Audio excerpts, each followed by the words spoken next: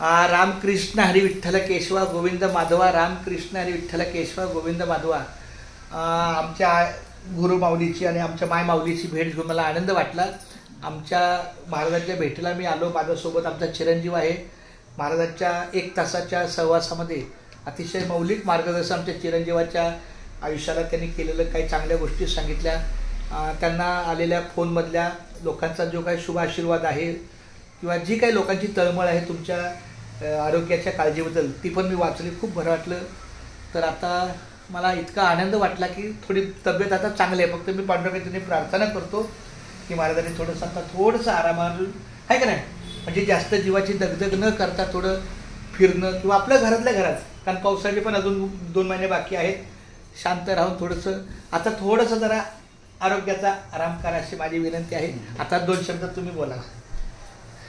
फार छान आहे. सत्य हेच आहे की काही करायचं म्हटलं तर आरोग्य संपदा पाहिजे. आरोग्य संपदा जर ठीक नसेल तर माणूस काही करू शकत नाही. शरीर माध्यम खलु धर्म साधना. काही करायचं असेल शरीर माध्यम आहे. आपणा सर्वांच्या शुभेच्छा माझ्या पाठीशी आहे आणि पांडुरंगाचा कृपा आशीर्वाद आहे.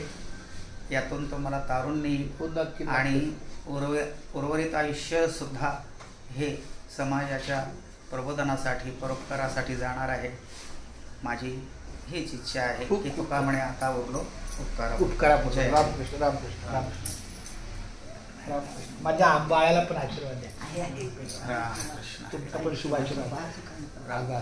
माझ्या आयुष्यातला फार मोठा दिवस की यांनी माळ घातली. कसं का कारण असं होणारी पत्नी पण माळकरी आहे, पण मला फार म्हणजे खूप वारकरी होणं हे फार मोठं भाग्य आहे. रामकृष्ण.